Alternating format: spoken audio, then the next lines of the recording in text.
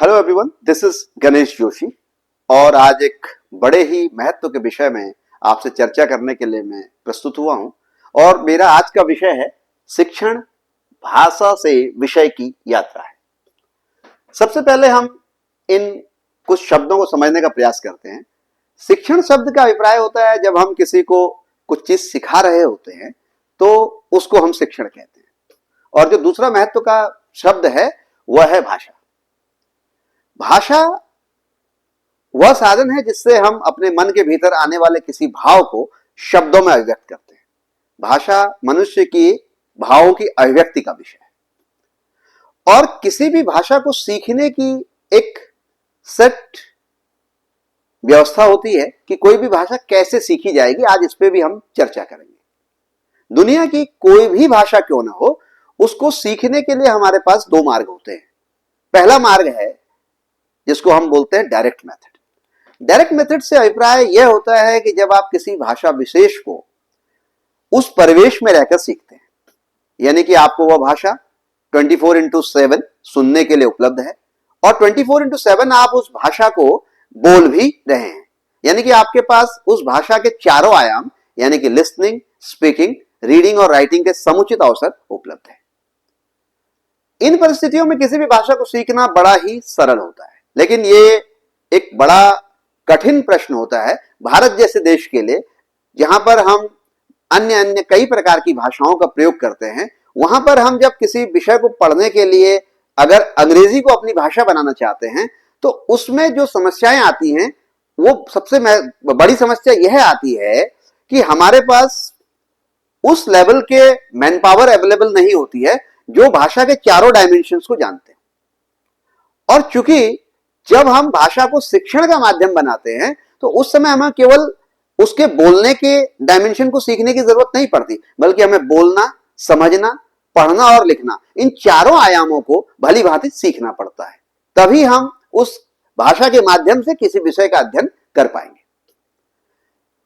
और अगर ये भाषा मातृभाषा हिंदी होती तो मैं समझता हूं कि बड़ी सहजता से हम अपने अध्ययन को कर लेते। अगर मैं सामान्य शब्दों में कहूं, अगर हम किसी ऐसी भाषा में जो हमारी मातृभाषा में है अपने पठन पाठन के कार्यक्रम को आगे बढ़ाएं तो कक्षा 1 से लेकर 10 तक जो हम 10 वर्षों में पढ़ते हैं, यदि यह मातृभाषा में पढ़ना होता तो मुझे लगता है ये 5 से 6 वर्ष में हम सारी पढ़ाई बड़े आराम से कर लेते। लेकिन अब एक प्रश्न यह उठता है कि अंग्रेजी एक ग्लोबल भाषा है और इसके बिना आज के समय में हम कहीं पर भी अपने अस्तित्व की परिकल्पना नहीं कर सकते। और वर्तमान समय में इन सब बातों को समझते हुए एक अंग्रेजी शिक्षण की प्रक्रिया या अंग्रेजी माध्यम से शिक्षण की प्रक्रिया पूरे भारतवर्ष के भीतर चल रही है। मैं इसका कोई विरोध नहीं करता, नहीं मैं इसको यह कहता हूं कि हमें इस व्यवस्था का भाग नहीं बनना चाहिए, लेकिन हमें इस व्यवस्था का भाग बनने से पहले हमें इसके राइट टूल्स को समझना पड़ेगा। अब एक उदाहरण के माध्यम से मैं प्रस्तुत करता हूं कि कैसे जब कोई भाषा हम मातृभाषा के स्तर पर उसका प्रयोग करते हैं और एक भाषा जिसको हम मातृभाषा के स्तर पर प्रयोग नहीं कर पाते हैं, उससे क्या फर्क आता है। एक छोटा सा उदाहरण लेते हैं। जैसे कि मान लीजिए हमने कहा सेब, एक शब्द हमने लिख दिया कि सेब। अब जैसे ही हम सेब लिखते हैं, अगर हम इस शब्द को किसी को बताने की कोशिश करते हैं तो जैसे बच्चे को सेब शब्द सुनाई देता है, उसकी समझ में आता है कि ये लाल है, ये गोल है, ये खाने में मीठा है और ये एक बहुत ही हेल्थ के लिए अच्छा फ्रूट है। लेकिन जब इसी को हम एप्पल के रूप में पढ़ते हैं तो हमें एक दिक्कत आती है। वो दिक्कत ये आती है कि ए फॉर एप्पल तो हमारी समझ में आता है, लेकिन चूंकि उस बच्चे का स्तर इस लेवल पे नहीं है कि Apple is a fruit, it is round in shape, it is red in colour, it's a healthier fruit. तो यानी कि इस एप्पल के साथ हम अपने मन में उठने वाले 4-5 वाक्यों की आहुति चढ़ा देते हैं। तो सबसे बड़ी समस्या भाषा के साथ, जो अगर हम उस भाषा को मातृभाषा के स्तर पे नहीं जानते हैं तो सबसे बड़ी समस्या ये हमारे को आने वाली है। और जब तक हमारे भीतर अभिव्यक्ति नहीं आएगी तब तक हम किसी विषय की व्याख्या को बढ़िया तरीके से समझने और लिखने में सक्षम नहीं होंगे। क्योंकि किसी विषय को पढ़ने के लिए 2 फेज पे काम करना पड़ता है। पहला फेज होता है कि हमें उसका कंसेप्ट क्लियर हो और दूसरा होता है उस क्लियर कंसेप्ट को हम अभिव्यक्त कर पाए शाब्दिक रूप से या शब्दों को लेखन के रूप में। और दूसरी भाषाओं में जब हम अध्ययन करने की ओर जाते हैं तो हम कहीं ना कहीं इस अधिकार से वंचित हो जाते हैं। खैर, ये इसकी समस्या का अंग है, लेकिन चूंकि हम समस्या के अंग नहीं हैं, हम समाधान के संग हैं, इसलिए जो महत्वपूर्ण बात मैं करना चाहता हूं कि आखिर कैसे हम अंग्रेजी की दक्षता को बढ़ाने के लिए या ऐसी वह भाषा जो हमारे मातृभाषा स्तर पे हमें नहीं मिल रही है उसे कैसे सीखा जाए। दुनिया में किसी भी भाषा को सीखने के दो तरीके हो सकते हैं। एक जो तरीका होता है उसको हम कहते हैं डायरेक्ट मेथड। डायरेक्ट मेथड वह मेथड होता है जहां पर हम परिवेश से भाषा को सीख लेते हैं। और दूसरा जो मेथड होता है वो होता है इनडायरेक्ट मेथड।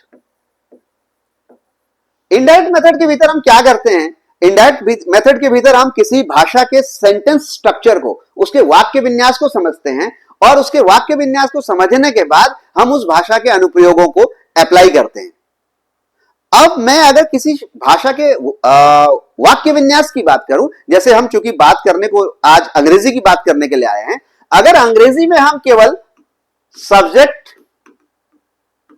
और वर्ब्स को समझ लेते हैं, सब्जेक्ट और वर्ब्स को अगर हम भली भांति समझ लेते हैं तो बड़ी आसानी से हम उस भाषा को सीख सकते हैं। क्योंकि अंग्रेजी के भीतर मैं अगर बात करूं तो गिनती के कुछ 15-16 सब्जेक्ट्स होते हैं और बिना उन सब्जेक्ट्स के किसी भी वाक्य का निर्माण संभव नहीं हो सकता।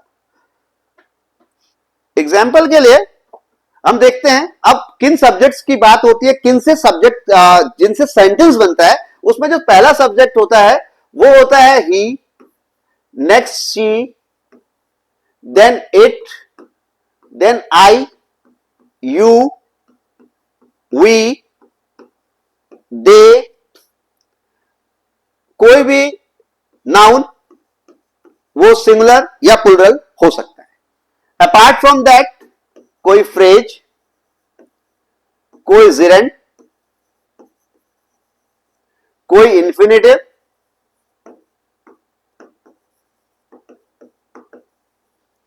और या फिर कोई एक शब्द जैसे कि इट खैर ऊपर लिखा भी है मैंने। तो ये जो सब्जेक्ट्स होते हैं किसी भी सेंटेंस के लिए, इन सब्जेक्ट्स के बिना कोई सेंटेंस नहीं बनता। अगर हम इन सारे सेंटेंस के लिए सब्जेक्ट्स को समझ ले और मौलिक वर्बों को समझ ले तो केवल सब्जेक्ट और वर्ब के कॉम्बिनेशन से हम वाक्य का निर्माण बड़ी आसानी से कर सकते हैं। अंग्रेजी में 8 पार्ट्स ऑफ स्पीचेज हैं, लेकिन अगर उसमें से हमें सब्जेक्ट और वर्ब का कंसेप्ट क्लियर हो तो हम उस भाषा के वाक्य विन्यास को कुछ हद तक समझने में कामयाब हो जाएंगे। उसका एक एग्जाम्पल समझते हैं। जैसे कि अगर हम लिख दें ही इज अ बॉय, इसमें जो सबसे महत्व की चीज है वो ही और इज है।